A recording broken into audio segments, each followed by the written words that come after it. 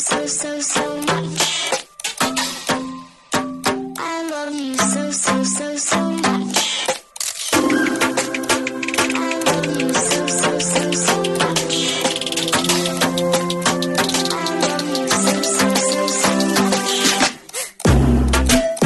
Hello, all you positive heads out there.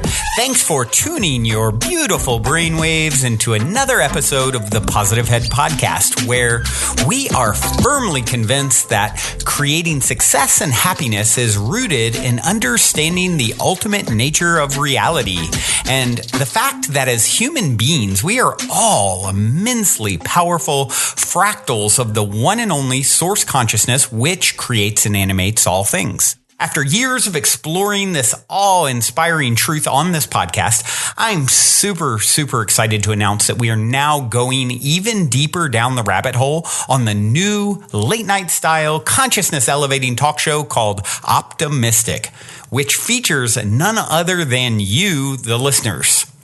Optimistic is taped out of the epic, spaceship-esque 8-bedroom property we call the Mystic Manor that myself and the rest of the Optimistic crew now navigate reality from in Venice Beach, California.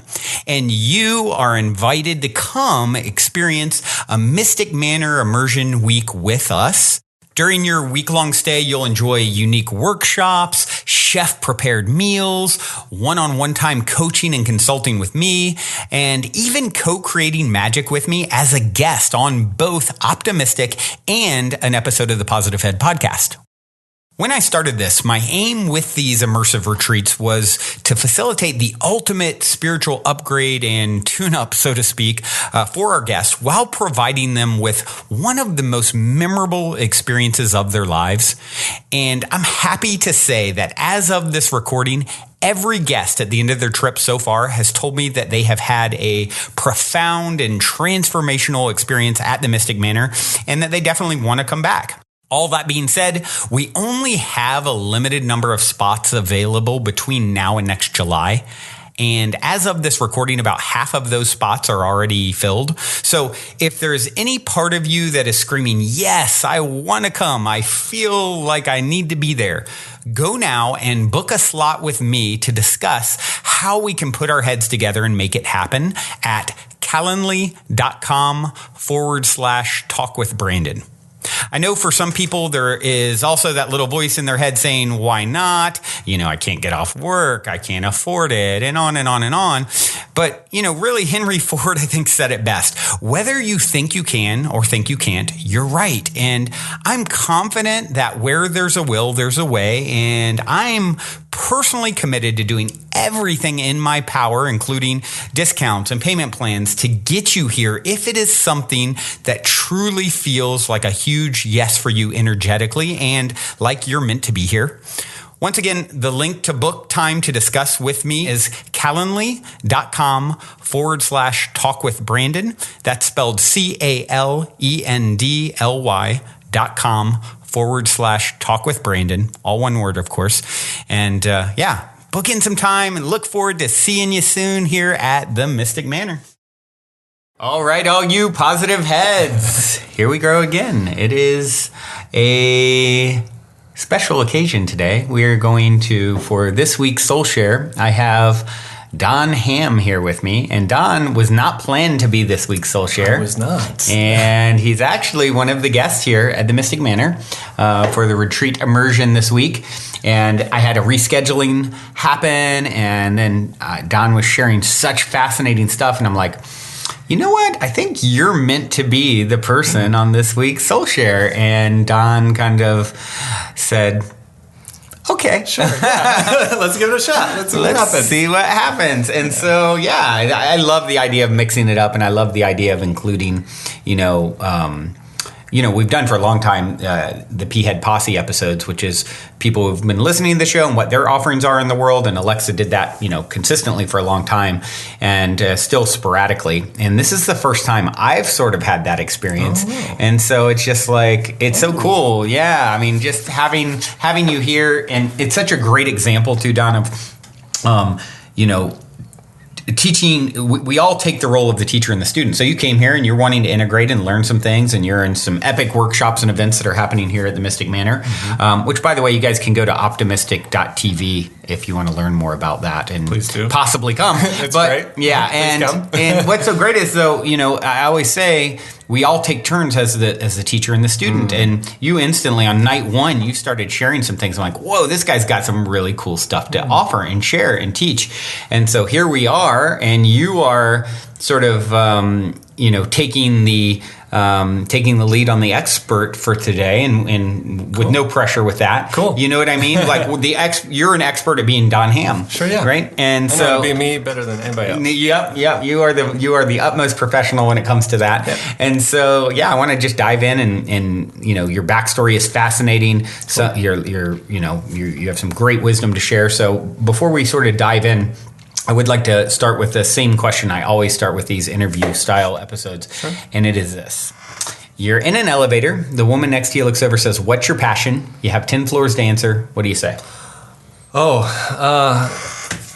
Helping you see and break through the barrier that you and I are separate and distinct, to help realize that you and I are the same, that we are one. Bam. I like that. Yeah. That's pretty much what my goal is.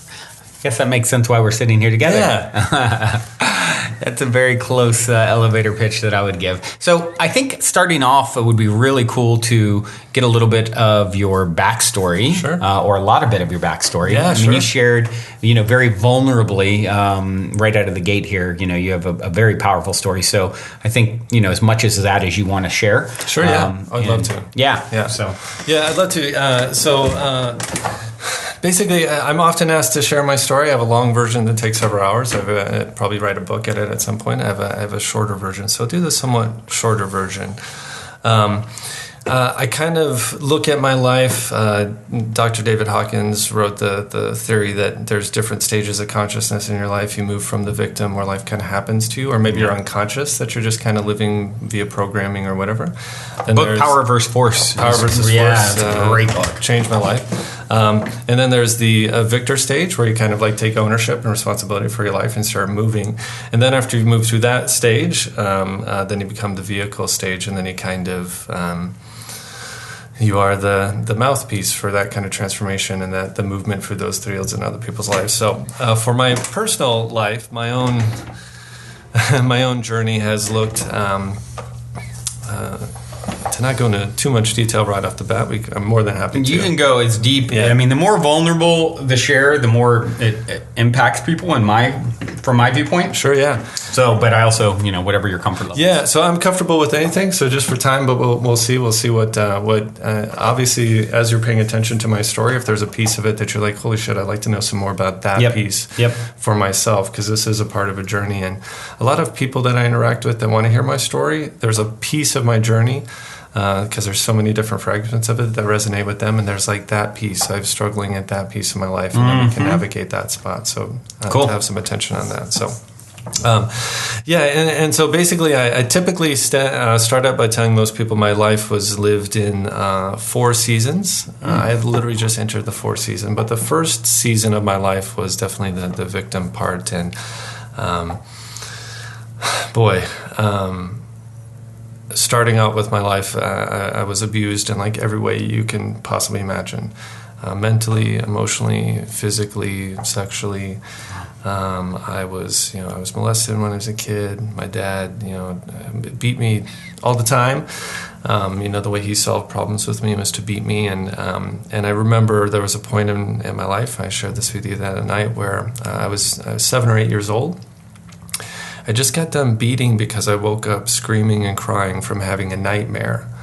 And my dad, came in and started beating me to make me shut up. And then he would continue beating me until I shut up. And finally, you just get this trauma locked in your system where you can't cry anymore. Now you're going to keep getting beaten. And I remember after he left the room, I sat there and I looked above my bed, and I was looking at this vent above my bed, and I swore I could hear it and feel it breathing as if there was a dark entity hovering above my bed. And I literally felt what was being breathed into me and what I was feeling in my body at the time was what I felt was the truth of this message, that something about me was dark and evil, and that it was inherently unlovable. Wow. And so I actually felt, as much as I can describe it, like the integration of that with like every fiber and soul, like cell in my body, like it was in my DNA, that I was unlovable, that I was evil, that I was darkness, and that I was unworthy of love. And so I really thought at that moment, at like 7 or 8, I was just like, wow, this is like this, looking back, is just like, wow, this is kind of like the avatar of like my value as a person. And so then as I got older, and then all the levels and layers and stuff of abuse and stuff that happened there, I'd say the next phase of my life, the next season of my life, was I kind of became the monster I was bred to be. So I got put in foster care, because I had a stepfather that was abusive in a different way. I became physically violent towards him at one point, and I knew I was probably going to kill him because I was so, what he had done to me was just not okay. And so I literally called the cops on myself, and I was like, got to get me out of here or everybody's going to die. Wow. And so I called the cops, ended up in the foster care system, and spent a couple years in that system. And then as I got closer to turning 18, aging out of the foster system, I got arrested for stealing cars. I got involved with gangs. I got arrested for assault. Spent my 18th birthday in jail. Got out of jail on my a couple days after my 18th birthday from an assault charge. I came back to the home that I was staying at.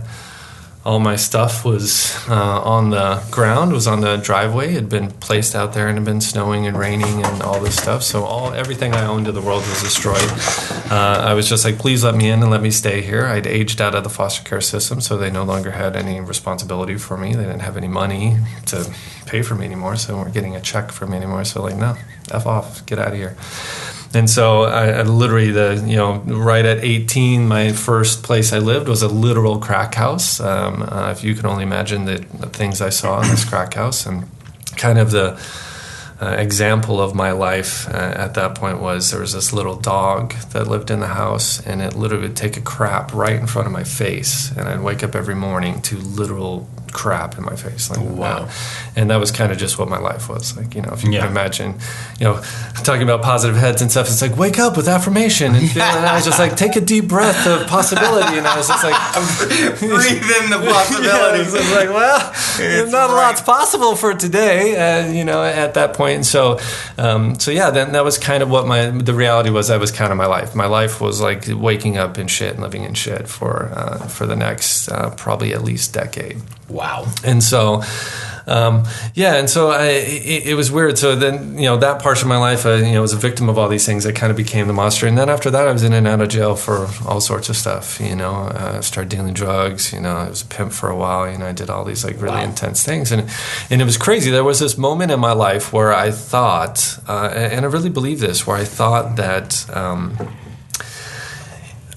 so I didn't graduate from high school because I was in jail. I was in and out of jail, and I was in foster care, and I wasn't going to school and stuff. And so even though I had good grades, because I'm not stupid, I'm intelligent, even though I had good grades, they were like, we can't let you graduate. You just have been here. And then when I was in foster care, I was just like, well, I'll just finish my school next semester. Well, that wasn't going to happen because I'm living in a crack house. So when you're living in a crack house, and it's hard to do homework with the pile of shit. It's hard to be like, let's everywhere. wake up and go to school, and so that was kind of like, it was kind of one of those things where I was just like, well, that's not going to happen. Yeah, so I didn't graduate from high school because I spent so much time, in and out of jail. And when you're an at-risk youth or you start getting arrested for crimes and stuff in your early age, they immediately put you in therapy and stuff for all kinds of things. And one of the things you learn very quickly, because I currently have a degree in counseling, I'm a certified life coach and stuff. And one of the things I learned from psychology is that psychology basically is like a pseudoscience trying to replicate an actual science. So far we haven't developed blood tests and stuff where you can be like, oh, you're manically depressed or you're this. We have tests for if I want to see if you have cancer. If you come to me and you're sick, I can run some tests, some scans, see you have cancer. But we can't really do that for mental diseases and mental disorders currently. Schizophrenia is probably the easiest one to look at. But So because they can't really tell what's wrong with you, they can just see evidence, like anecdotal evidence. Like, look, you look like you're crazy. You look like you're pissed all the time. You look like you're always crying. You look like you're really happy one day and then crying the next day. They're just guessing. And so I started getting labeled as all these things at a very, very early age. And if you know anything about like your thoughts and your words create your reality, we can look at that from neuroscience. Your brain literally starts physically mapping connections to, it's just like, I'm sad. And people are like, well, that's because you're crazy. And then all of a sudden your brain goes, you feel sadness, which seems normal in most human days. Then you go, well, that means I have this disorder. And then you can't cure it or fix it, so you feel sick. Neurons that fire together, wire together. It's like what Kim Bodas, who's setting up downstairs for today's workshop, works closely with Dr. Joe Dispenza, and that's kind of the whole thing that she's about to dive into as soon as we're done with this. So. So I'm excited about that. So, so because of what was happening to me at this time, I didn't graduate from high school, and society is basically like, hey, look, you're not gonna be able to get a job. You're kind of worthless. Whatever. I lived in a crack house. I'm kind of worthless. Then I would sit there and talk to these therapists and stuff all the day that were just like, look, you're sick, you're fucked up, you're a problem child, you're kind of hopeless, maybe we can put you on some meds and you can manage it, but you're always kind of going to be a little fractured or broken, like mentally or emotionally or whatever. And so at that point that really kind of ensconced this level of like helplessness inside me. I felt like I was a victim of my own psychology and my own biology, and really a victim of things I really had no control over. Like, I guess from a eternal perspective, I chose my parents in this path and stuff, and we could get into that in a little bit here. But boy, at that time, you're like, dude, this is my freaking life, and I'm fucked. And so there was a point in my life where I really was just like, look, I wanted to do something amazing in the world. I remember the first thing I ever asked for when I was 6 years old was I was like, I just want to help people. That's all I wanted to do. Wow, at 6. At 6. I was hurting. I saw other people around me were hurting, and I just wanted to help. I saw my father and my mother being abusive towards each other, and then my mother crying, and I just wanted to heal her. At some point you give your mom a hug, and she feels a little better, and you're like, I wonder if I could do that with everybody I meet. And so there was this desire to be a healer. Well, at some point you're like, well, I could get a degree in psychology and whatever. Well, if you look at that, you can't really be licensed if you're a multiple time convicted felon. Right. It's actually even hard to commit yourself to going to school if you're being told every day, look, you're a fuck up, that's crazy. As nice a terms, doctoral terms as you possibly can. There was a moment in time where I remember I just wanted to help people, and I felt so powerless to actually generatively, feasibly, usefully help people. I didn't know what I would possibly do. And so I remember when I was 26, I was kind of dealing with all these traumas, and things that have happened to me, which were awful, things that I'd done, which were like maybe even tougher to live with. And then the reality of I just couldn't escape the noise. I was kind of constantly suicidal from age 6 really to age 20 something. Where I just didn't want to be alive. And I remember when I was 26, I was just at this party and I was having a nervous breakdown, and some girl's just like, hey, take these pills, and she dropped some ecstasy in my mouth, and about 2 hours later, I'm sitting there, and all I remember was, I'm making out in the back of the car with these 2 strange women I'd never met before, and I was just like, this is amazing. And I realized the silence, the voice of those inner demons, the traumas, the pains from stuff that had happened to me, stuff that had been said to me, stuff that I'd done, and what I was now telling myself, and what society was telling me about myself. And I remember the silence. I was like, holy fuck, there was a period of several hours there where I didn't hear any of those voices. And there was a moment where I was just like, well, fuck, I'm going to give this to everybody. So I became a drug dealer. So I was just like, well, the solution to this is to give everybody these drugs. And we all do ecstasy, the world will be a happy place. Purchase them in the highest quality possible and sell them at the most reasonable price, and you can change the world. And so I kind of lived like that. And there was a point in time where I really believed that was kind of the highest level of achievement I could achieve in my life. If you grew up in the inner city, and it's tough because a lot of people see me and I'm an intelligent, articulate white person, with all the entitlements and stuff that society affords that. But really I came from a place where I was one of 6 white people in my whole neighborhood. It was a predominantly poor neighborhood. My family was poor. My neighborhood was poor. My upbringing was poor. I didn't, all the tools and resources that are available to, your average wealthy white person, just wasn't available to me. Just because the color of my skin doesn't mean, I had all these things afforded to me. And I really started to realize the ethos in those when the inner city or whatever, or the hood or the ghetto or whatever, has this kind of vortex of possibility. And you start to look at it, and if you start to tell a kid in the inner city that's brilliant, like, hey, you're going to be a doctor someday, maybe.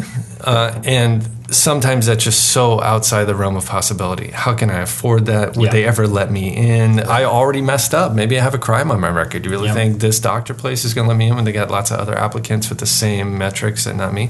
And so you really created this vortex where I was just like, dude, if you look in the inner city, a lot of times the people that are most able to take care of themselves, succeeding the most, have the most money, or take care of their family, whatever, are the drug dealers or the people that get out through sports or something like that.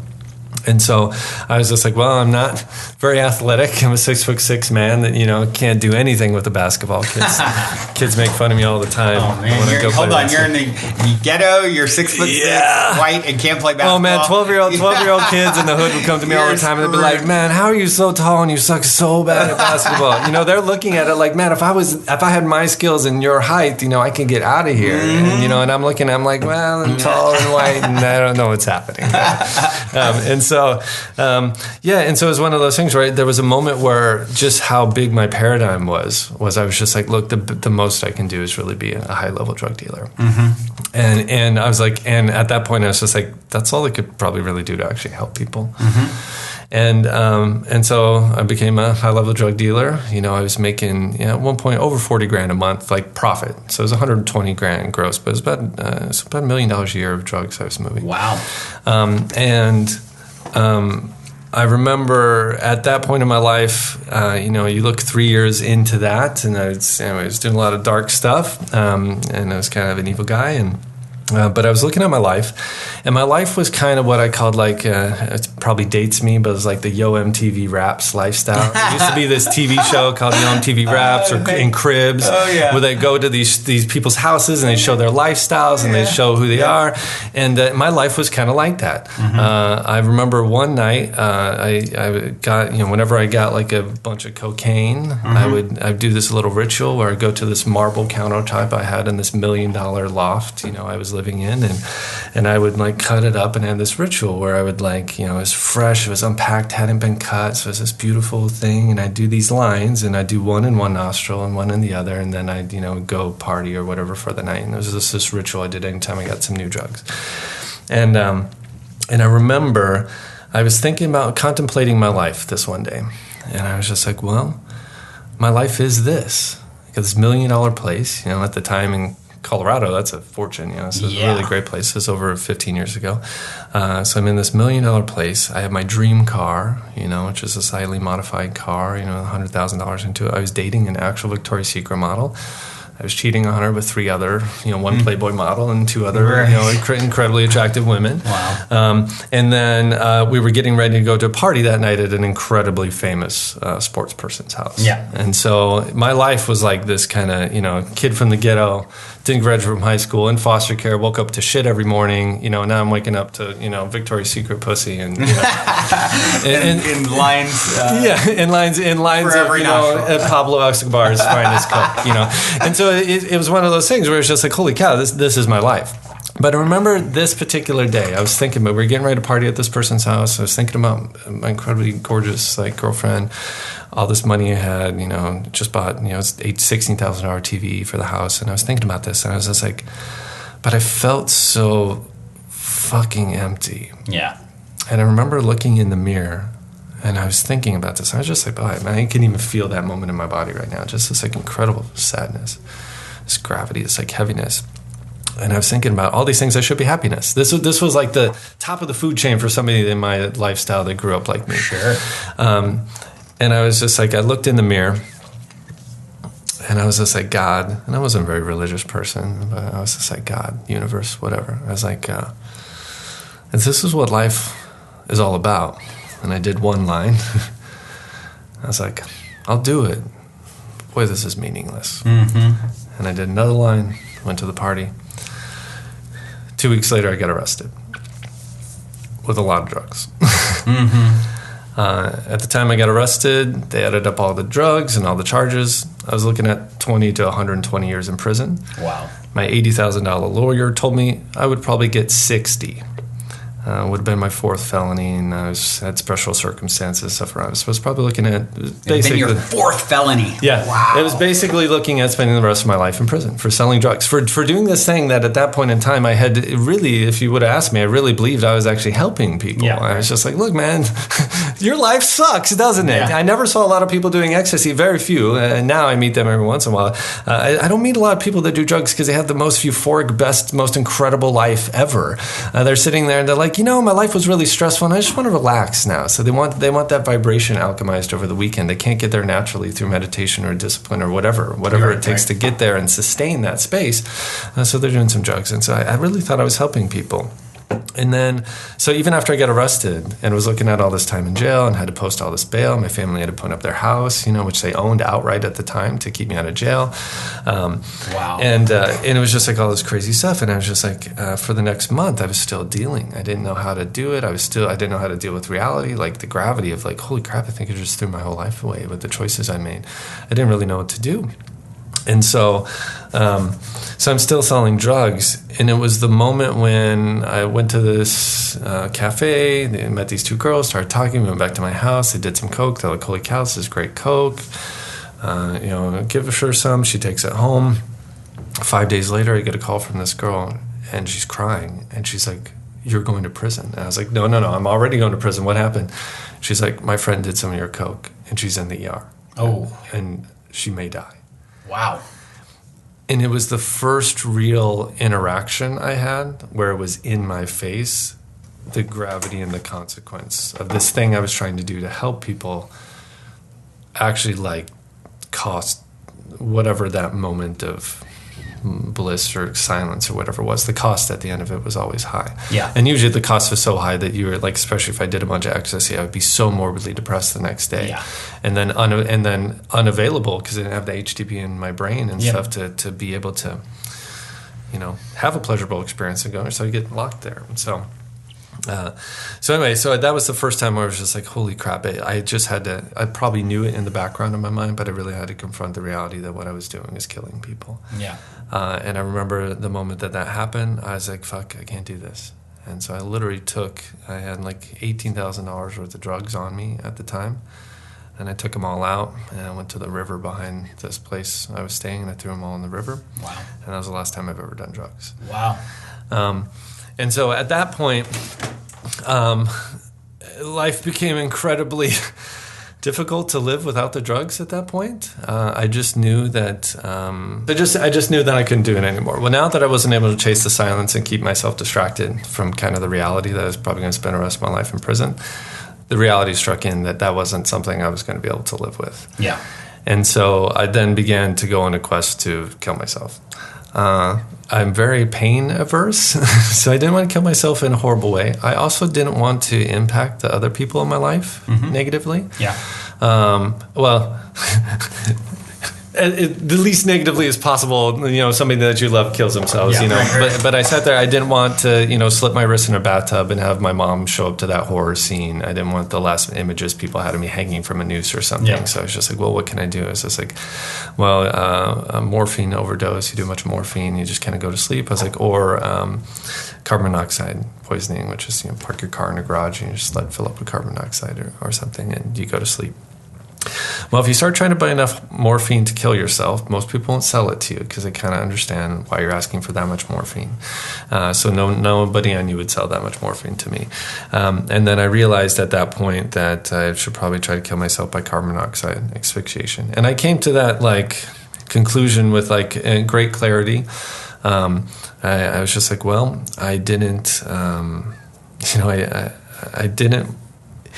When I started thinking about living the rest of my life in prison, that wasn't just being in a box for something I did. That was the death of all my dreams. If I ever wanted to be married, unless I wanted to be married to somebody and I was their bitch, in prison. Right. It wasn't a marriage of choice. It wasn't my first preference of the reason to be married. So marriage wasn't, kids weren't available to me. Having a beautiful career, really helping people, maybe in jail I could, but my impact would be diminished. And then all that, the impact I would have, I believe that would have on my family and friends. Like, boy, my last memories of my mom would be me behind plate glass in an orange jumpsuit. Or, that's my brother would have to tell his friends, my brother's in prison for the rest of their life. And the gravitas of that, I was just like, I don't think I can do that. And so I just wanted to be done. And so I finally got up the courage one night. I knew my parents usually woke up about 6. From the research, it takes about 10 to 15 minutes to die that way. And so about 10 to 15 minutes to fall asleep, about 4 hours to die that way. And so I drove to my parents' house, took a hose from the exhaust into my car, sat there, and I was at around 1 in the morning, and I was just like, well, my parents will come out in about 5 or 6 hours. They'll see me. I'll look like I'm asleep, but I'll be dead. This will be the end of this nightmare. And so 1 in the morning, I drive over there, hose, park, and I'm sitting there. And now I've been told from all the research that I'd seen that it takes about 10 to 15 minutes to fall asleep. And so about 3 to 4 hours to die.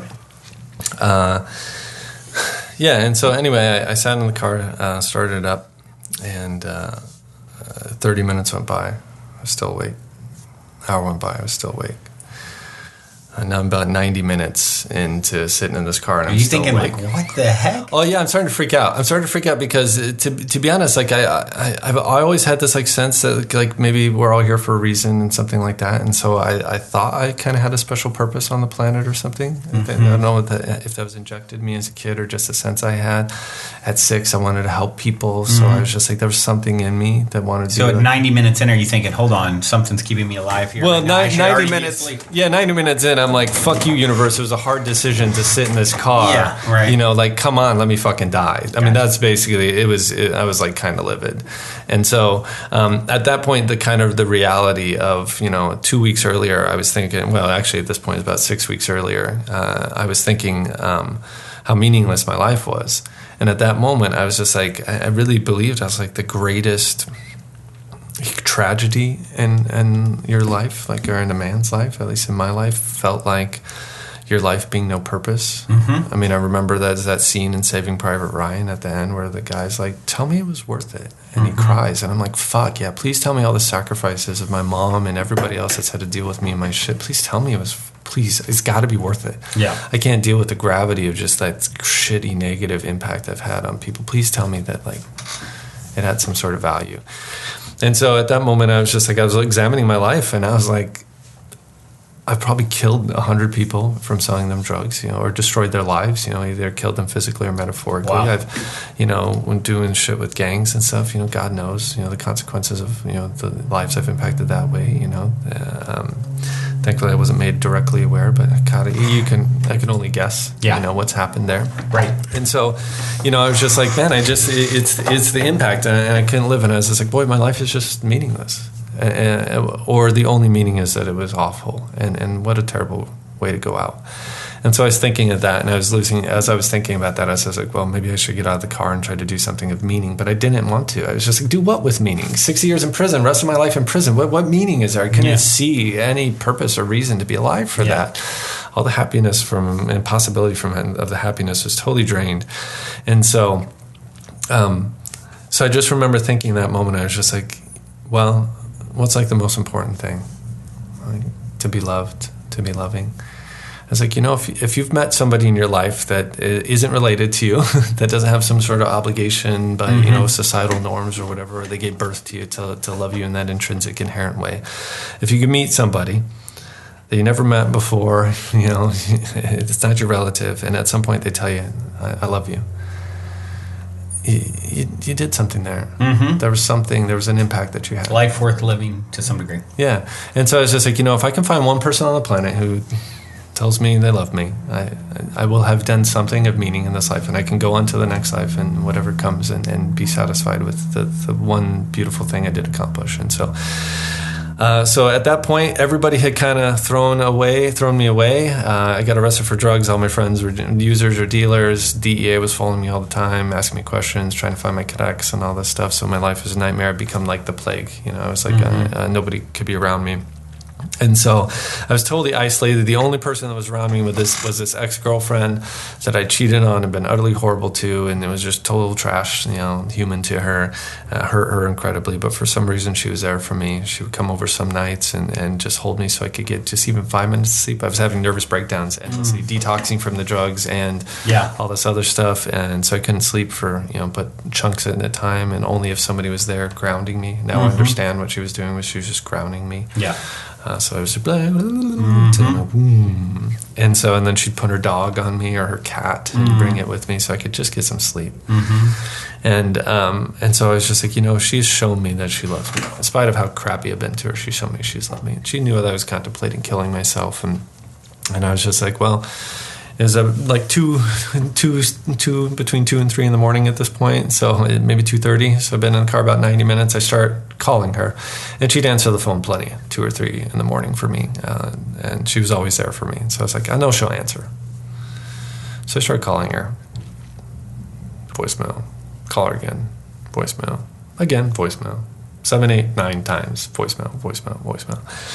Then I'm like, okay, come on, answer the fucking phone. Like, please, I'm losing my ability to stay in this car. Please, just let me die in peace. And I start texting her, hey, can you call me back, like right now? Super important. Call me right back. Please call me back. Well, after 20, 30 minutes of this, I've now been in the car for like 2 hours, and I'm like, okay, come on. So now I'm calling her. I'm leaving voicemails. I was like, I'm in the middle of trying to kill myself. Please answer the phone. Texting her. I just need to hear that I'm loved. Like, please, I might get out. Yeah, I'm not saying that in a text, but I'm like, please, I'm literally in the middle of actually killing myself. This is not a joke. I've been in the car. Please text me back. Please call me back. Please anything me back. And all I wanted was to hear "I love you" from her. And so I'm calling, texting. I start praying. I was just like, God, please have her answer the phone. Please have her answer the phone. Please have her answer the phone. Calling, texting, she's not answering the phone. I'm getting mad at God as well as her. And I was just like, please. And then I get to this moment where I'm just like, okay, I stop for just a second. And I was like, God, if you have her answer the phone, I will get out of the car. And I hit send on the phone one more time. It rings. She picks up. She says, just fucking die already! Jeez. And hangs up the phone. Wow. And in that moment, that was like everything. Like everything had been taken from me. Yeah. My future, my hope, my present, like everything. Love, even. And I remember I started crying so hard. I've never experienced this in my life. I was crying so hard, my tears were shooting out of my face because I remember it's just like them spraying all over the steering wheel of my car, just like spraying like a sprinkler, just watering my steering wheel. I've never seen that. And about 2 minutes later, I hear vroom, vroom, vroom. And I look back, and my mom's pulling the fucking hose out of the car. I'm like, what's going on? Oh, my gosh. And then my mom's like, get out of the car. She's like crying. She's get out of the car. And I was like, at first I was like, I'm not getting out of the car. She's like, if you don't get out, I'll call the cops. I was like, well, crap. If I go to jail now and violate my bail, I'm not going to be able to kill myself again. Yeah. So I better get out of the car. And I'm just like, and I'm mad at my mom. And I'm like, what, does that bitch call you and tell you to get me out of the car? And she's like, no. At that time, we had this dog, Bailey. It just passed not that long ago. But the dog was super old when it passed. But we had this dog. We had it for like 10, 12 years. I'd never heard it bark, ever. I've never heard it bark. My mom's never heard it bark. I don't think it ever barked after that. But the dog had been barking for 2 hours. Wow. And after 2 hours, my mom finally decided to like go for a walk and see what the heck the dog was barking about. Wow. And she came out 2 minutes after this phone call and found me in the car. Wow. And I was just like, wow, so that's a serendipitous, synchronous thing. Right there, yeah. And so anyway, about 20 minutes later, I'm in the bathroom. And I'm just crying, and I'm just angry, and I'm just looking in the mirror, and I remember looking in the mirror, and I was like, why, God? Why wouldn't you just let me die? Why would you have somebody say that to me? I thought it was just like the most, I just wanted to hear, I love you, wife, just fucking die. Yeah. And in that moment, I just kind of heard this little voice inside me say, well, you didn't tell me what to have her say. Pick up the You phone. just told me to have her answer the phone, and you would get out of the car.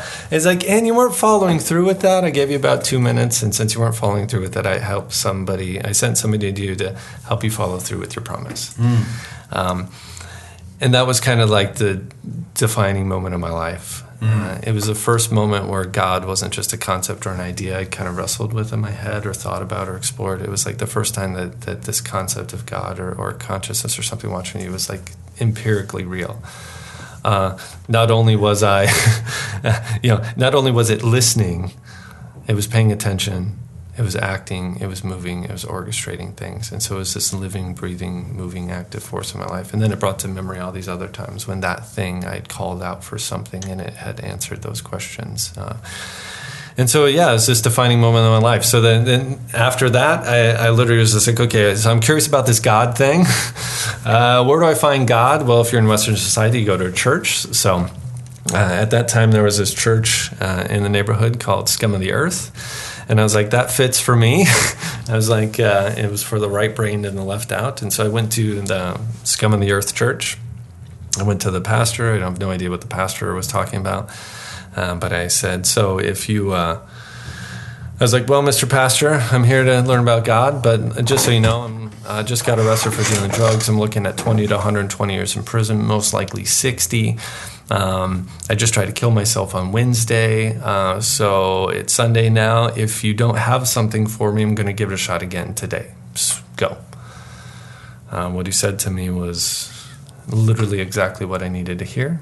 Basically, the thing he said to me was, he's like, well, I don't know what to tell you.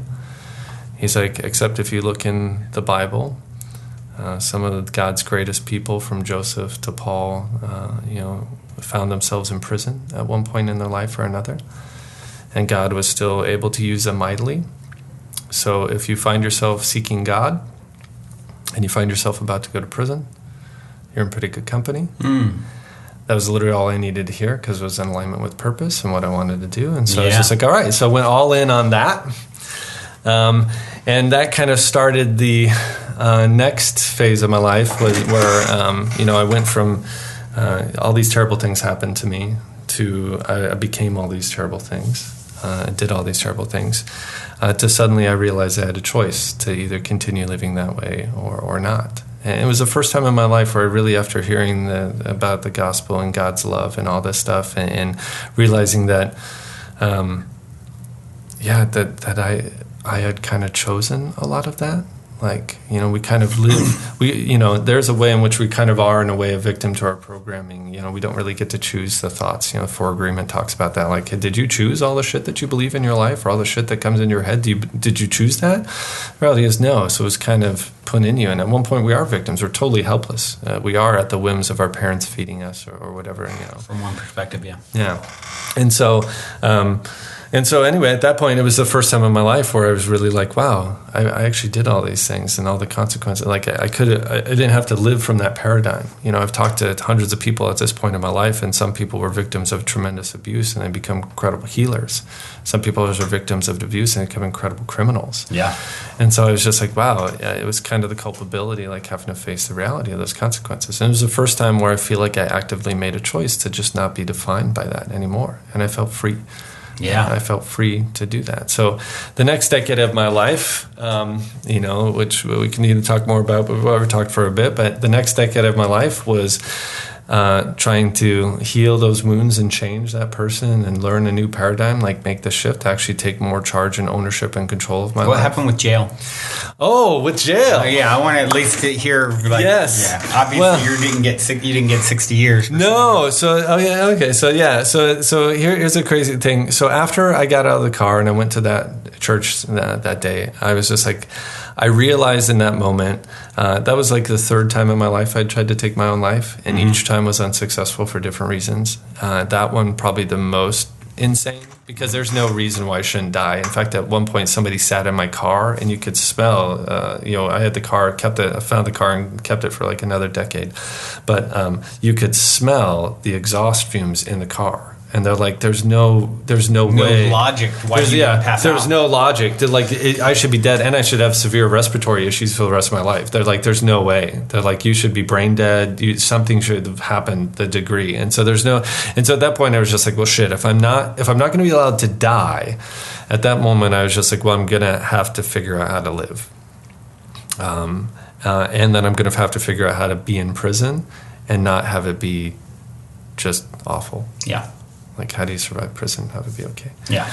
And so I kind of went all in on religion and Christianity and faith at that point in my life. And I was just like, look, I've been trying to do it my own way. I actually wrote this poem at the time, and the end of it was something to the effect of, I've been looking all around me, including the grave, for something to save. Wow. But I never bothered looking up. Wow. And so I was just like, well, fuck, you know. I was like, was trying to figure out my own shit, and then I thought maybe death was the answer, and I was just like, I never thought maybe there's something above me or something bigger that could help. So I kind of went all in. I was like, I've done enough of my own stuff. Maybe if I listen to your stuff and just do this, Give just it a try. surrender to it. I'll try anything. Yeah. And so I started doing that. And very quickly, as I was just so surrendered to changing my life, people started to notice. And just now that I understand law of attraction, it's just like, man, I was just this like bubble of healing and love, where all these people were just coming to me and being like, hey, you should come to this thing. Hey, you should do this. Hey, I'm over here. Hey, I'm painting art about you. Hey, I'm doing all this. Like, all of these things were happening. And then at some point, there were this like, I'm basically like, well, I'm going to prison for 20 to 120 years. I'm just trying to be okay with that and not kill myself because I'm not allowed to die. So whatever you got, whatever you can help me. So I did everything 7 days a week. I was in groups. I was in whatever, trying to stay sober and trying to move forward. After like a month of doing this, the pastor of the church was like, hey, so we have a lot of people in our congregation that's struck with drug and alcohol addiction and other issues. And he was just like, hey, do you mind speaking at the church? I was like, I don't know what to say. Up until that point, Christianity was this message that was basically like, hey, if your life totally sucks, come to Jesus and it's going to be magical and amazing. Kick for Jesus. And I sat there and I remember I was like, well, here, Mr. Pastor, I was like, here's the deal. If you want me to go up there and tell you come to Jesus, your life's going to be better, I'm not going to. Yeah. I'm going to tell you you're going to get there and you're going to see Jesus and he's going to be great and all this love and blah, blah, blah, blah, and you can read your Bible and it might help, but your life's still going to suck. The only thing I really feel it does is it gives you some fucking hope. Mm-hmm. And sometimes that little pinhole of light in the sea of darkness is like all you need to just like chase. Yeah. And so I was like, that. He's like, tell that. So I stood in front of this congregation, and it's crazy. How I started the story with you today is kind of how I started my story the first day. Up until that point in my life, I was 30, and I never told anybody I'd ever been molested. I've been molested quite a bunch. But I never told a soul, for lots of reasons that go into what I do now and why I do what I do now. But I never told anybody. And for some reason, I'm standing in front of the stage, 1,000 people I've never met before, all but 10 of them, I've even said hi to before, standing on the stage for all these people. And I just feel compelled to say it. And all I said was the simple phrase I said today. When I was, growing up, I was abused in every way possible. Mentally, emotionally, physically, sexually. And then as I got older, it became the monster I was bred to be. That's all I said. Didn't say anything more about it. Spoke for about 10, 20 minutes, got off stage, broke down crying. It was inconsolable. I could not stop crying. Wow. And this woman came up to me, and she was bawling. And she puts her hand on me, and she said, I want to thank you. She's like, I was molested from age 7 to 14 by a relative. I'm 38 now, and I've never told a soul. It causes problems with my relationship with my husband, with intimacy with my husband. Also, he shows up to all these family events and stuff, and nobody knows, so nobody understands why I'm always so mean to him, because everybody loves him. He's like, and I'm 38 years old. This happened, when I was 7 to 14. I've never told a soul. She's like, hearing you stand in front of all these people and have the courage to say that today gives me the courage. I'm going to tell someone tonight. You're the first person I've ever told. Wow. She's like, and I can literally feel that my life has changed, that you've changed my life. Wow. So thank you so much. it was in that moment that there's a verse in the Bible that I learned later that, talks about all these terrible things that happened to the Jewish people. And then one of the promises God made, and it amounts to, he's like, one day I will restore all the years the locusts have eaten. And it was in that moment where I sat there and went, okay, so when I was 6, I prayed. Around 6 was when I started being molested consistently. I started praying that I wanted to help people. And, all these years later, 24 years later, I'm 30 and I'm standing in front talking about being molested. In my experience, in that moment, was able to be the fulcrum for healing for that individual. And it was at that moment that I realized that not only was God or the universe, whatever, allowing these things to happen, but they were being orchestrated, that I was being given the strength to endure, the wisdom to learn from and experience that moment and understand it, the heart to have empathy and compassion for myself and others in that moment, and then a desire to speak and help from that place. And so it was really one of the first moments where I realized I wasn't really like a victim of like all this shit that had happened to me. There were these like really crazy gifts that have been given to me. Like I'd been given this hardcore gangster toolbox for dealing with like some dark shit. Right. And so that was kind of the moment where I was just like, okay. And after I got off stage and got done crying, the pastor came to me and was like, I'd like you to meet this person. And this person was just like, hey, what you said was beautiful. I work at a school for at-risk youth. We have speakers come every week. You want to come speak? The kids would need to hear from somebody like you, because most of the time that happens in a lot of religious communities or whatever is you have the light and love person that shows up and they talk about whatever, and then people that are swimming in darkness don't resonate with those people because they're like, look, I'm just not that fucking happy, so you're just annoying me and making me either feel ashamed about myself or agitated. I'm not integrating with that, so like maybe somebody that's been there. And so I went there, I spoke at the school, and it was crazy. Afterwards, they told me that they'd had tons of speakers for several years. They'd done this like street school thing, the school for at-risk youth. It was a school for like, it was the last chance. You go to this school or you go to jail. That's how they worked it out with the probation department, the youth justice program in Colorado. And so they were just like, afterwards they were like, so usually when we have speakers, people are like throwing things or talking or being loud or obnoxious. We have to keep to like, everybody was captivated. And for about a half hour afterwards, school was done. So I talked and then school was done. And then they let the kids sit around like, hey, if you want to sit around, ask Don questions, ask him questions. So I sat there for about 20, 30 minutes. And literally they had to tell the kids school was closed, they had to leave. And that the craziest thing happened. All these kids were asking me all these questions. And I had all these answers. And at this point in my life, I hadn't read any books. I hadn't, done any like spiritual journey or like work or anything really like that. I spent most of my life fucking up and being high, and so everything I had to share was just like, well, here's what I've learned, from being a victim, being a monster, and then trying to be different. This is all I've learned. And I had answers to all their questions. And afterwards, they're like, these kids were really moved by you. Want to help? I was like, whatever I can do. And so I just started showing up to school and started leading a youth group. And then it was 1 day a week. Then it was 2 days a week. Then I started working with kids one-on-one and with groups of other people. And I just started doing this. And at some point, it was just this crazy, like, kind of explosion thing that was happening. My mom's hosting it. And we got 30, 40 kids, and their friends. And Mom's feeling a lot better about Don's path at this point. And so this is crazy stuff's happening. I'm a guy that knows nothing about the Bible or anything. He's leading basically a Bible study, trying to help these kids. And I'm getting ready to go to prison. So I'm not like a guy that's like walked the path, like, and I'm at the end of it, like, hey, welcome, I'm on the mountaintop now. I'm like, so I'm about to go into the fucking pits of hell. Yeah, right. And talk to me, and I'm going to help you, whatever. And so it was this like really beautiful moment. And so anyway, things kept happening, which were really strange with my case, where, this happened and that happened. And It ended up being just under 18 months between when I got arrested and when I was finally sentenced. And as we walked through this journey, my plea bargain went from like 60 years in prison to like 16, which was still a little hard for me to deal with. And then I finally got a plea bargain for 8 years in prison, which my lawyer was just like, holy shit, please take this. Yes. He's like, look, man, they want to throw the book at you. You're the biggest drug case in this particular county's history. They just got new funding because of you. They were about to ready to go out of business. You just helped generate new funding for them. Wow. And so they're very invested in making sure you go to prison for your life. And so it's just like, oh my God, I'll take it. Mm-hmm. Now, one moment before that, one court hearing before that, I was at court and I watched the judge talk to this guy. This guy came in and he changed his life. He got a job. He was in counseling. And the judge looked at him and he had a 2.5-year plea bargain.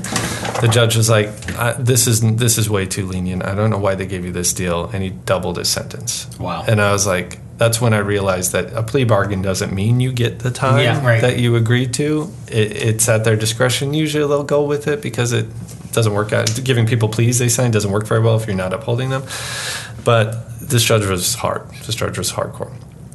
And when it came time to go to sentencing, it was crazy. I started telling all these people I was getting ready to go sentenced. And I was in Denver at the time, is where I lived, but the sentence was up in the mountains about 3 hours. And through the snow and all this stuff. And I started telling people, and all these people suddenly just wanted to come. Now, when I'd thrown all my drugs in the river a couple months, about a year before that, I also threw the SIM card of my phone in the river. I went to my mom's house after that. I went to my old bedroom, and I played video games pretty much straight for 6 months. The only time I left was go to church or other ministries or have people come over and talk to me and heal. That was how I got sober. I told my mom, if anybody that knows me comes to the house, tell them to F off. Tell them I'm not here. Tell them I'm dead. Don't, just tell them whatever. Mm-hmm. And so that was how I got sober. And so I'd throw my SIM card in the river, so I didn't have access to any of my old friends or any of my old people. And at that point, I had 648 people in my phone, most of whom I talked to at least once a week or sometimes some every day. And I disconnected from all of those people. And at some point, I started trying to reintegrate some of the people in my life. Only 3 people survived from that process, from that vetting process. Can you come back to my sober life? Are you going to be a generative, healthy person? And so I really only knew 3 people outside my family on the planet, from the day that I threw my SIM card in the river and got arrested. Anyway, you fast forward, and all these people were like, "Yeah, we want to come. We want to come. We want to come." I was just like, "Look, it's a plea bargain. I'm going to prison." They're like, "Look, we know you're probably going to prison, but we just want to be there. We're just so grateful for what you've done." And so at that point, the day of sentencing, 33 people, including kids from the school I'd met, that's parents had allowed them to take the day off school to go to my sentencing hearing. Some of the parents, principals, teachers from schools, president of a ministry that worked with people with addictions and traumas, a mayor of a town who wanted me to speak in all the high schools, secular and whatever.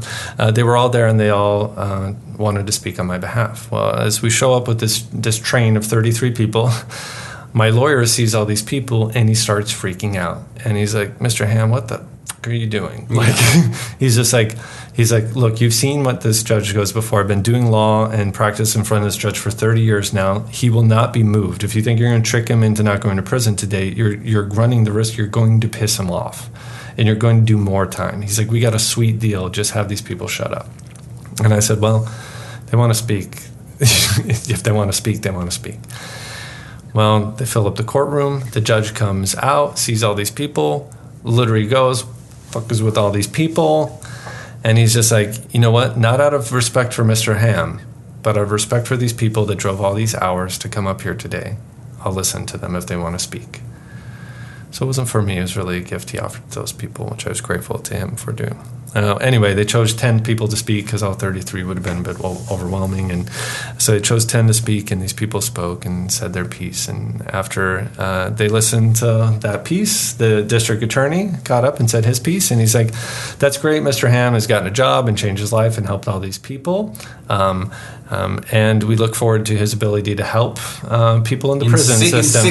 In 60 years? He's going to be a real value to society. Yeah, maybe he'll be super helpful for the people in prison. He's just like, but if you look at his track record and what he's done, the right thing for Mr. Hamm, for the community, for society as a whole, is for him to be locked away for as long as possible. And then he's just like, okay, Mr. Hamm, what do you have to say? And in that moment, I looked at him and I was like, look, the DA's right. At that point, I really was like looking at everything I'd ever done in my life, things I'd been convicted of and caught for and things I hadn't. And I was like, look, everything he says is right. I deserve to go to prison today.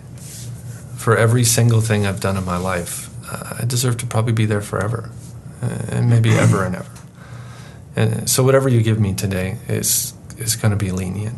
And I'm grateful for, like what I've been given. It seems lenient. That said, what I've tried to do is, look, man, I got a job and I've been doing the right things and I got sober and whatever. I was like, that just doesn't mean I shouldn't go to prison. That's just breaking even with life. Yeah. That's what I should have been doing this whole time. That's what you're doing every day. That's what most people that don't go to jail are doing with their lives every day. So that's not a reason to not submit to prison. It's like, but what I have done instead is not just try to clean up my life and get sober and get healthy and mentally and emotionally and physically, but I've tried with the time I've been given, rather than partying and everything, I've tried to make amends and reparations with the communities and the people that I've hurt. And I'm trying to just say I'm sorry. And I'm trying to leave these communities better because I found them than when I found them. And I promise, if you don't send me to prison, I will dedicate and spend the rest of my life trying to uphold that promise, to try to keep making amends and reparations and leave my communities better after I found them than when I found them. And I believe I have 33 people here that have seen me and met me that I've just met in the past year and a half, that will be willing to hold me accountable to following through and keeping that promise for the rest of my life. I was like, if you agree, would you stand up? And he's like, yeah, sit down. Well, after that, he was like, thank you. And I sat down, and he sat there and was silent for like 3 minutes. It's a long 3 minutes for you. It's a super long 3 minutes. And he's looking through papers and he's sitting there and he's just like, well, Mr. Hamm, he's like, I knew this day would come. He's like, I knew the first day that you were in my courtroom that you were guilty. I knew that eventually you'd be found guilty of the crimes and it would be my duty to sentence you. And I knew when I sentenced you, you would be going to prison for a very long time. It's what the crimes, your past, everything dictated. He's like, and to be honest, when I saw the plea bargain for 8 years today, I thought it was lenient. I thought it was about half of what you should be getting today, at the least. But I was going to accept it just because this case is drawn on 1.5 years. I was going to accept it. But then I heard you'd speak. And I heard these people speak. And I was moved. So I'm going to give you a chance to fulfill your promise. 90 days in jail, 10 years probation. There's not a bailiff here. Walk yourself to the jail. Check yourself in jail. Have a nice day. The whole audience starts crying and gasping and whatever. Literally, I still remember to this day. My lawyer literally said before we went in, he's like, "Look, he's not going to be moved." The judge literally looks at me and says, "And I was moved." And I went out.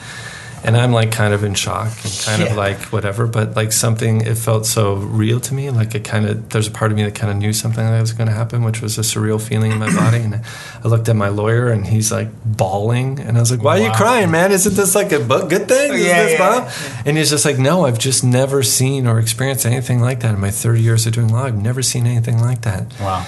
And I just remember looking at him and saying, I was like, well, if you don't believe in God, maybe think about it. Maybe check it out. Yeah. I walked myself to jail. I got out 46 days later with good behavior. I literally got out of jail. I walked across the street, across the highway to the community college. I enrolled in college, which ended up becoming, I finished my GED, so I finally graduated from college because no longer was whatever I wanted to do with my life not possible. I'd been doing that youth group for free. I figured I wanted to learn how to do it better so I could help those kids as best as I could. So rather than drugs, let's try to actually do something that might transform them in every way possible, and start going to school for that.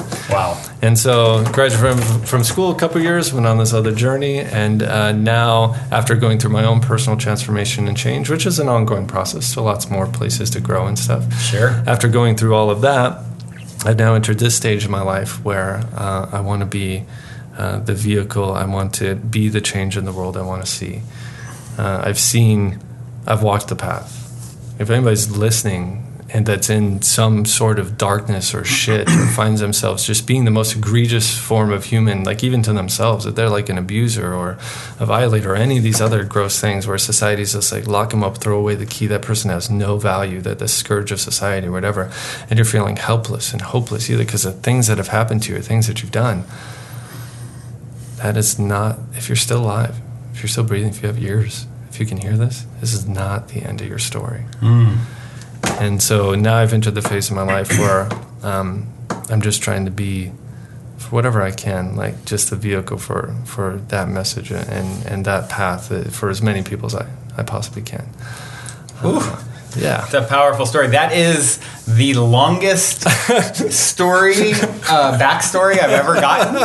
And rightly so, because that journey that you're taking us all on is so powerful. And I think you just summed it up right there. Like, look, if you're out there and you're going through it and you've been through it and you think all is lost and it's too late for me. And it's like, it's such a beautiful story of when someone just faces the music and says, and I'm going to just do as much good as I can with the time I've gotten, that it's given to me between now and that 18-month window you had, and you served as much as you could. And, I think everything that you said to the judge, it's like you're not resisting. You completely had surrendered to it all, and you still wanted to do as much good as you could. That is, such a testament to where you were at in your journey and your intention. It's like, that's rehabilitation. Like, what good does the universe have to then punish you further in some way? It's like, I believe once we've learned the lesson that we need to learn, then everything, the circumstances to provide that lesson go away. And that can happen in miraculous ways. So think of that. If you're looking at something, that says, 1 + 1 = 2, here's the way that it's got to flow from here. You can look at like medical recoveries, diseases that miraculously disappear, and it's like, that was a disease for me. You look at the lifestyle and the consequence. That was like an intellectual, emotional disease that literally was manifesting itself with all this behavior, which was a cancer to myself and the planet. Right. And it's crazy. I think the biggest like mental, emotional change that happened to me in that moment was that I really became reconciled to, wanted to heal people, the people that I'd hurt.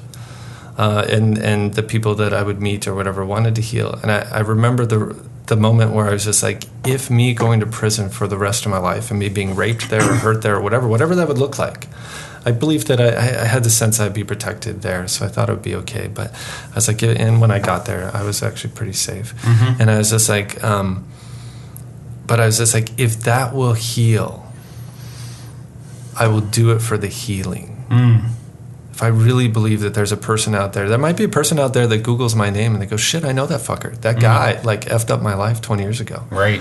And I was like, if there's something I can offer you, if me going to prison for what I did to you will heal you, let's go to prison. Yeah. Let's get you some of that love and some healing. Wow. And if there's something else in there that can offer you that healing that either I can offer you or somebody else, let's do that. Yeah. And I think the moment I just wanted to heal, and then I kind of felt like in that moment God in the universe was just like, hey, actually, you know what?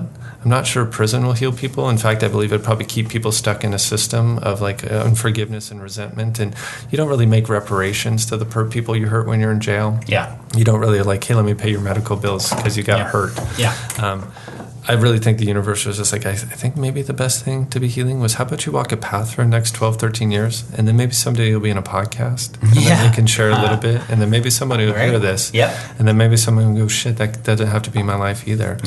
And then they can continue to listen to more of your podcasts or more of what I'm saying. Or your podcast or my when podcast it comes out. And then continue moving forward on that journey that, like, I keep, I'm just kind of on this ship right now, and it's just going to, I set my headings to a beautiful place, and the ocean and the seas taking me in this beautiful vessel towards this amazing place. And sometimes the waves are a little rocky and they're whatever, but I can continue to feel myself inexorably pulled and pushed forward towards this beautiful place. And this is a perfect example of it. Yeah. So if you're like in this moment where you're like, really? Because I feel like I'm sinking and drowning and this boat's on top of me and the anchor and whatever, I'm like, I've been there. I've been there. Smooth seas never made for a skilled sailor, right? No. And so I've been there, and you can not only can you get past the being the victim of all the things that have happened to you or your own behaviors or own psychology, not only can you walk the path of recovery, but like at some point you can be the freaking transformation that others have been to you, that you've been unto yourself, and then you can pass that forward. And sometimes it's just somebody looking at you. And just the other night somebody was just walking by me, and I never met this person, wasn't engaged in a conversation. I just said something about 13 years sober. And this guy just walked up to me, patted on the back, gave me a hug from behind. He was just like, congratulations, good for you. And I could feel just in that moment that there was like something in the struggle for him where he was struggling with that. And he was just like, holy shit, I just saw an example that this thing I think is impossible for myself is possible. Yeah. And that's just like kind of the realm of infinite possibilities where you're like, shit, you don't actually know. I wasn't even talking to that person, but that I could feel it land in his system. Yeah. It's just like, look, sometimes you just need that little example where you're like that. Just something to point your ship to and be like, I don't really know where I'm going or where my life's going, but that feeling, that sensation, that if you feel any sorts of healing or liberation or whatever in me, like I share that story because although it's vulnerable and it's challenging and all of these different things, like I don't fucking know when I just say the phrase, I was molested when I was a kid, and somebody goes, my God, I've never told anybody. That vulnerability opened up the door. Or where somebody goes, yeah, I did all these terrible things and I was a monster, and somebody goes, Brandon let this guy who said he's a monster on his show, and he has something useful to say, and maybe I have a voice, and maybe I have something I can teach or learn. I don't know what the impact is, and I leave out almost like very few details from most of my story, and I'm happy to even tell even more, because I never know when that's the one thing that a person needs to hear, and they go, that's the place where I'm stuck, and then all of a sudden they go, that's a place I want to be free. If he can do it, I can do it. Oh, man, dude, if I could... No, seriously, I don't care who's listening to this. I know me. I feel like I know you, especially listeners of something like this. Y'all are infinitely capable. I am like the least capable person here. If I can do it, man, you guys, you're going to kill it. The universe has you so supported, so whatever. If you are committed to this path, like so much stuff like this podcast or other people will come into your life or messages like this, and it'll just be those reminders and just those little anchors and those beacons, like in the dark sea in the middle of the night where you're like, I can't see the stars, I can't see whatever, but I know I'm going in the right place, and you'll get that sustenance and that feeding, and you just have to be open to and available for it, and it's just, man, it just comes. And so I'm so grateful for everything that's happened to me. I'm grateful to you for it. Thank you for just giving me the space to share, and seriously, if anybody out there needs to talk or needs some help in that moment, either listen to that or reach out. Beautiful. Yeah. Well, let's share first off. Well, before we get to that, at the end here, we'll share, how people can connect with you that want to reach out or just, follow your journey, because I have a very strong feeling this is the beginning of a very powerful journey where you continue to step into the role that you did all those years ago, helping people even more and more. And I'd like to hear, as for the last few minutes here, a little bit about what it is that you have been doing, in this interim. So basically it's interesting because literally when I say I literally just entered this season of my life, this is exactly where I am. This is where I'm at right now, where I kind of have two competing things that I'm exploring, either doing or that I've been kind of doing for dabbling, a while, but I'm looking to go like deeper with one or both of them. One is So when I look at other people's life coaching programs or life transformation programs or spiritual awakening programs or whatever, So I grew up in the inner city with no resources and no money and no hope and no dreams and all of this stuff. Thankfully I was white, so things were maybe a little easier for me. But like I still was kind of stuck in like these dark pools and resources. And so a lot of times when I look at people's resources, like Tony Robbins or and Mary Morrissey or any of these people that are doing like spiritual things, I'm like, that's awesome if you're okay. Yeah, right. Like if you're kind of baseline, you're like, I feel a little stuck in my life, but I'm fed and I'm like happy and I got some money in my bank account and whatever. But you go to the inner city and you know somebody's just like, and somebody says like, well, let's talk about consciousness and we're all one. And like, man, I ain't got time for that. Yeah. Like I need to pay my bills. I need to feed. I need to get my kids. Look, man, I need to just not die tonight. Yeah. I just need to not be murdered, not have my house break in. I just need to run away from these guys shooting at me. But whatever that paradigm is, it feels virtually impossible to access any of that, and it doesn't resonate because at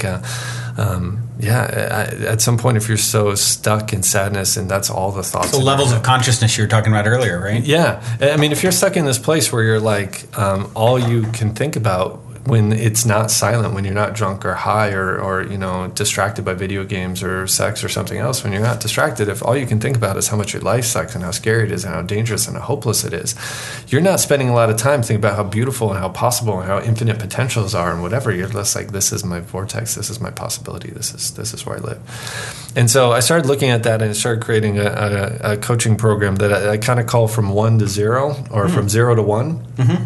And so it's kind of the binary code, like a 0 is a no, 1 is a yes. Yeah. And so all you really need to do to gain any momentum, to get plugged into the system, into the code of the universe that starts programming you towards a greater future, is you just have to move from a no to a yes, which is basically from a realm of no possibilities to a realm of even just remotely believing maybe something is possible, or having a felt experience or a taste of it, or just that voice in your head that goes, yeah, I just know I'm meant for something greater. And so I started working on a coaching program. I called it The Journey, but apparently that's a trademark thing, so I'm going to have to figure out how to call it something else. But it literally is a coaching program designed to move people from 0 to 1. And one of the second exercise is called Day of Sadness. It's an 8 to 12 hour exercise where you just vomit into your sadness. You just deep dive into your sadness. It has questions like, what are you most ashamed of? What are you most afraid of? Whatever. And it's this whole thing just designed to let you feel it, notice it, experience it. Because, I 100% believe this, and I have a degree in counseling and stuff now. And so I know this from neuropsychology and stuff like that, that like, if you're having nervous breakdowns or panic attacks, or you feel kind of always down or sad or depressed, it's because you're kind of running this cycle of trauma or negative thoughts, negative emotions, negative experiences in your system all the time. They're not released, and basically they're not dealt with, integrated, resolved, whatever. And so you get to the point where all of a sudden your video games, your drugs, your sex, your relationships, whatever, will not quiet that noise. And you get to the point where like a nervous breakdown or a panic attack is literally just that part of you being like, I refuse to be ignored. Right. I must be heard. Yep. And so literally that nervous breakdown is giving you an opportunity to just like stop, shut the fuck up, deal with what's coming up. But unfortunately, most of our modalities are around, well, let's give you some pills, which doesn't actually, if the pills somehow went in and integrated and scooped up all that thing, and then you spit out the pill and it took it away into the garbage, it'd be a different thing. But unfortunately, we're at this place where it's just like, no, let's manage the symptoms, not the problems. Yeah. And so most people genuinely either don't really know what's got them stuck or really effed up, or they're completely feel unsafe or unwilling to deal with it, or they just don't know how. And so it's specifically, I work specifically with clients that are just trying to move from 0 to 1. Wow. And so one of the things we do is Day of Sadness, which I think honestly everybody should do. I keep being like, wow, if this gets into consciousness, maybe a lot of people are like, holy shit, I need a Day of Sadness. And now they'll feel overwhelmed, and maybe they'll do it once a month or once a year. But it's really a deep dive into there. I call it going into your basement. You see what relics and what garbage and what things you've hidden there that you're not dealing with. Yeah. Day of Sadness is about clearing out the basement, and then once you have enough space, you move into what's next, which is Day of Destiny, where I have a meditation where I guide you through, where it just gives you a glimmer of maybe who you want to be or where you're going to go. And so that's one of the projects that I'm currently developing because I'm trying to figure out, should I just release that on the internet or whatever? But I'm working on that. And I usually work on that one-on-one with people that are referred to me currently. So if I get referrals, I'll do coaching, and I'll do that on an individual basis. So looking to get it something that's more ubiquitous, something that has whatever. And then the other thing that I do is because I've had probably the most trauma around sex and sexuality, either how I was treated, being abused and everything. I mean, look, man, I didn't tell anybody about it till I was 30. There are reasons behind that. Yeah. Dark reasons. And as I started walking through that path of healing and restoration, because that abuse led to, I was hypersexual in my personal life. I was having sex all the time and sex for validation. And then I was being raped, and then I was making myself available. All these just terrible things I was getting involved in sexually that were also just kind of destroying me also. And so then I walked all these paths with that and dealt with sexual identity issues. I thought I must be a woman at some point. I wrestled with am I gay or am I straight, or what are these things? Well, if I'm gay, I'm going to hell. If I'm straight, then why do I want to do stuff with that man? All these inner spiritual wrestlings, physical wrestlings. I grew up in a day and age. I mean, you're roughly the same age as me, where I remember, around adolescent age, I was like, boys are cute. Girls are fun, but boys are really cute. And I've kind of felt that in my body. But then, C. Everett Koop comes on TV, and he's just like, well, AIDS is the gay plague. And everybody's just like, well, God hates gay people so much, he sent a specific disease to murder them. Right. And so I was just so I had to wrestle with that. Hey, man, holy cow, am I just inviting an endless sea of disease upon myself? And so I had to wrestle with that, and then I was celibate for a few years when I was doing religion, and so I had to wrestle with that, and then I always had these interesting experiences where I felt like I saw God, before I really knew about God, in intimacy and connection with other people, and so I was just is there? Is sex and God, does God just hate sex? Because I feel like I see God, so I went on a journey to reconcile that. So the other, probably the majority of the work that I currently do is with people dealing with sexual issues or sexual trauma or stuff like that. I work with them directly to help them heal that. I also did a study for 18 months where the question was if you could teach anybody anything, everybody on the planet, something, a technique, an ideology, or whatever that would make everybody's sex life better. Well, what is it? Is that thing exist? We did an 18-month study with hundreds of people and questionnaires and all this stuff. Found an answer to that. So I have two types of clients that come to me for sex stuff. Either people that have bad sex want to have good sex, people that have good sex want to have great sex, people with great sex want to get better, or people that just want to see God in their sex. We talk about that. But a majority of my clients come to me because they have some sort of issue or block in their sex or in their trauma, either regarding their physiology or their psychology or their spirituality. They want to integrate and resolve those issues. And I just try to help walk them on the path that I have with the things that I've learned, to try to give them the healing and or at least the path, because in those realms, healing is really your own personal journey. Yeah. At that point, I can throw a couple bricks to you and be like, hey, so if you want to build a road, point it that direction, here's some bricks. Yeah. But a journey towards sexual healing is really somebody else's thing. But I've walked that path. I started getting molested. I have memories of being molested when I was an infant, so probably started pre-3. I did regressions and stuff, and I saw myself as a baby, and so I was like, wow, so before 3 this was happening. I became aware that it was happening at age 6. And then I kind of continued, and then I started abusing myself with my sexuality as I got older.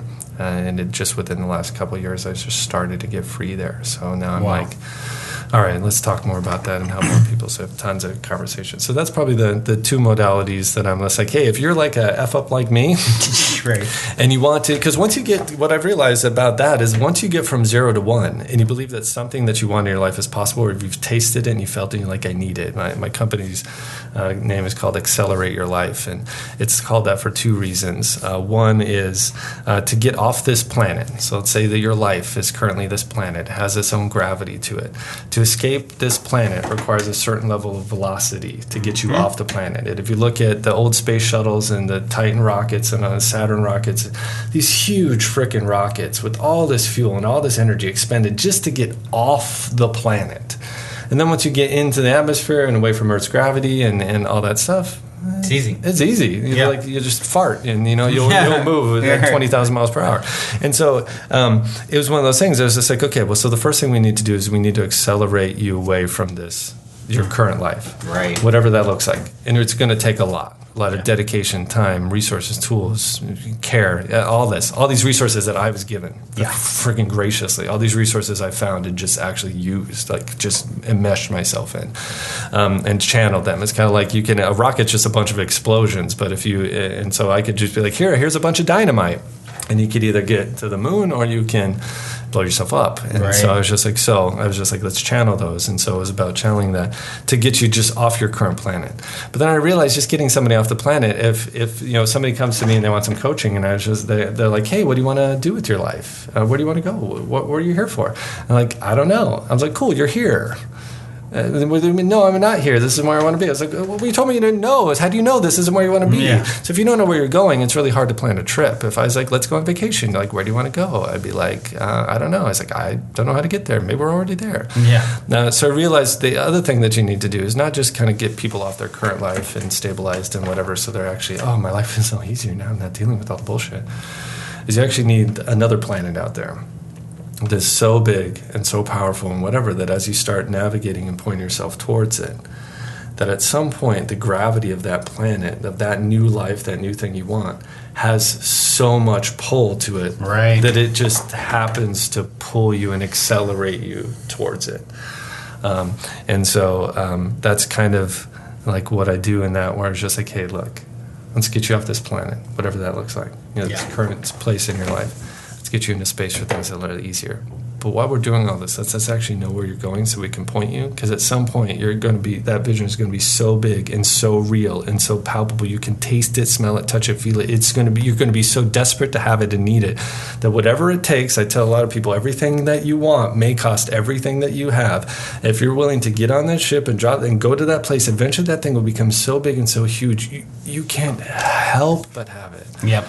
And so it's about accelerating you not just away from something, but towards something, and not just keep propelling you towards that, but actually make it so beautiful that you just get pulled there, and then the universe conspires and it does its force, its magical force, and it pulls you towards it. And that's the law of attraction right there. That's a beautiful.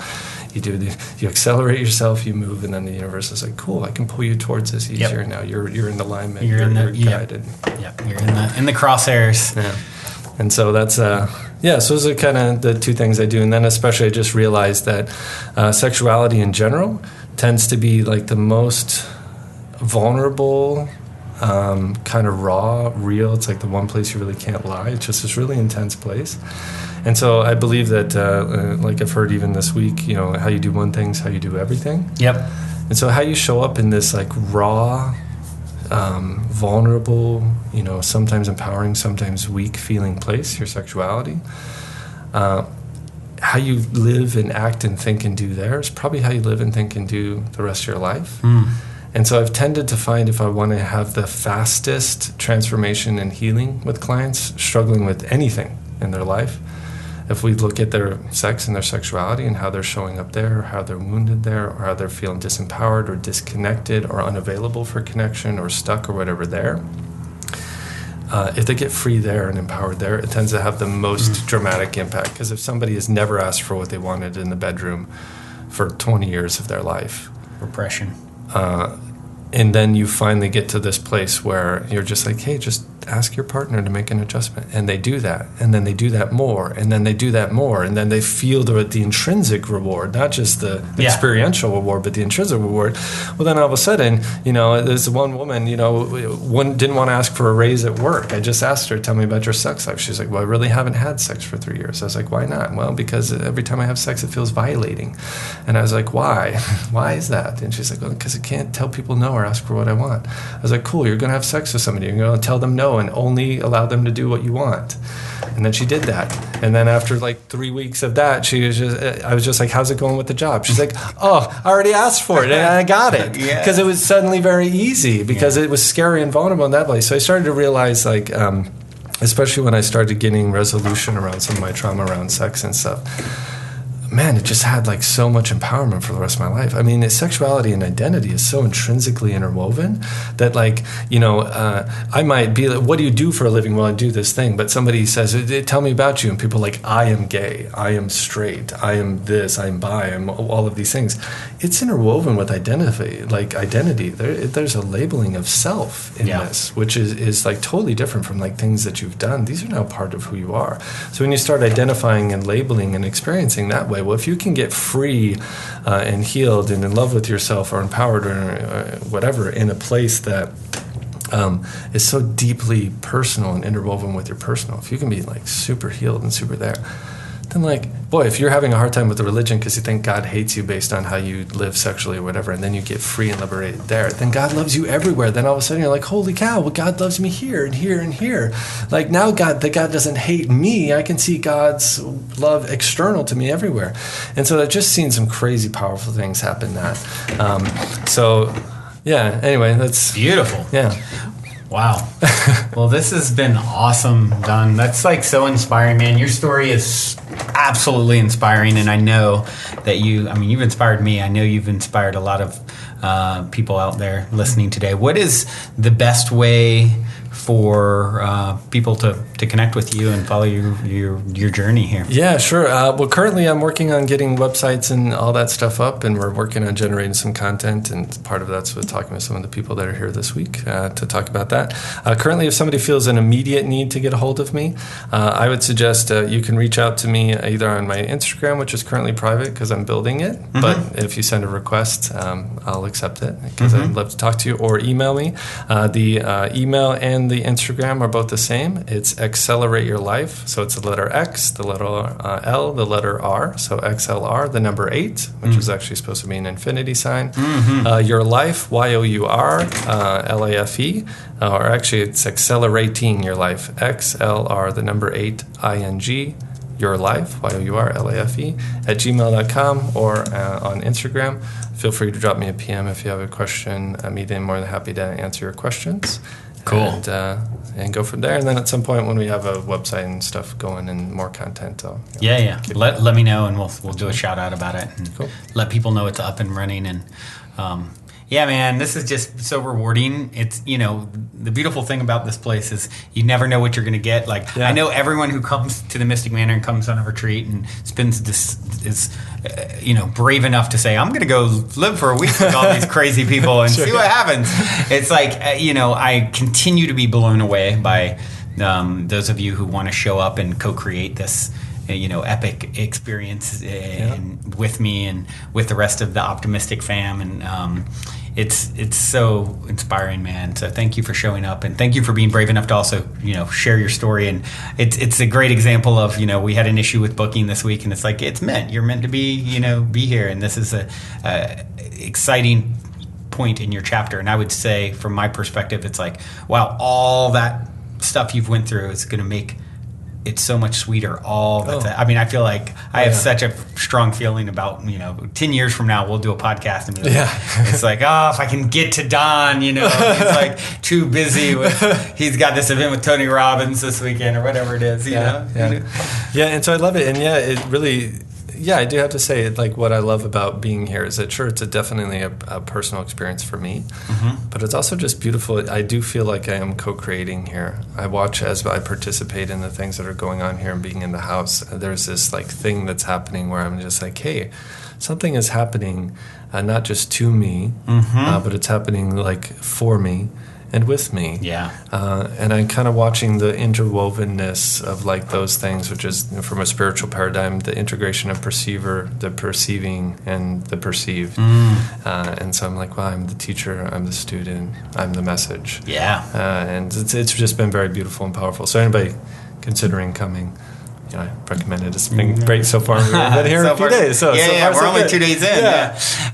So it's beautiful. And just on a personal, I just want to thank you for the work that you're doing and stuff in the world. I mean, people like me, and really anybody, but people like me need things like this to listen to, and sometimes just give us some light in the darkness, or just clear a moment of fog, or just give us an idea. And maybe sometimes an episode doesn't resonate and you're like, yeah, that's ridiculous, but like maybe there's one sentence in that that's transformative, and it's just like that you're so willing and available to just drop all these seeds and be like, please, it's like maybe something lands. I've had faith that something will land, and then it grows. And yeah, literally it's just one podcast planted a seed, got me on the phone with you, got me here. Wow. So yeah, man, just I'm grateful for the work that you're doing here, and just the impact that's obviously had on me, and then anybody else that's listening. Thank you. Beautiful. Yeah, if you guys are interested in a discussion with me about coming, we do still have some spots in January as of this recording, but up through June we're planning to have weekly retreat immersions here, and you can book at calendly.com/talk with Brandon. And Calendly is calendly.com/talk with Brandon, all one word.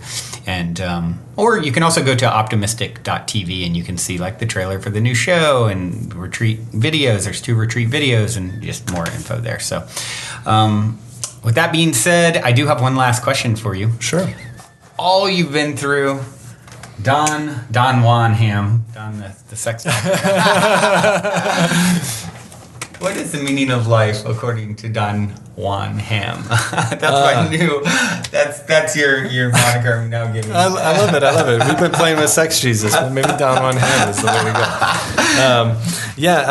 go. Meaning of life. I really love what Rumi said. It's our goal in life, or our purpose in life, is not to seek and find love, but rather to seek all the barriers within us to love. And remove them. And to, from that place of having seen that path and walked that path, to be that path for others, that light for others, to be the change in the world you want to see, resonates with me.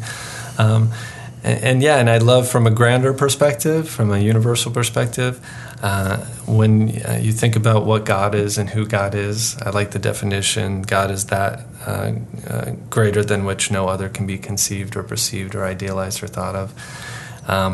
And if you want to be something known as the all-knowing, fractaling your consciousness into all of these individuals and all these beings so they can have all these moments and experiences, from light moments to dark moments to sadness to suffering to gladness and joy to everything in between. If you want to be the all-knowing, having all experiences and all wisdom, is a great way to be that. So I think the purpose of life is for all of us to fully and deeply and beautifully and powerfully and graciously and with power and everything that we've been given to survive and endure, to have all those experiences, our unique, rich, dark, light, deep, vast, wide, small panoply of experiences, so we can contribute to that experience of the one, the all that is, and be a part of just the wisdom that guides and sustains and loves and holds and permeates the universe and all that is. So. Bam! And so it is. Yeah. Till next time. That was beautifully said, Don. Till next time, journey well. Everyone out there, love you so much. Love you guys. Thanks so much. And if you're feeling the call to come for a week retreat-style Mystic Manor immersion, remember to go now and book your time to speak with me directly about stepping into the optimistic vortex at calendly.com/talk with Brandon while there are still spots left. Otherwise, I look forward to co-creating magic with you at the Mystic Manor.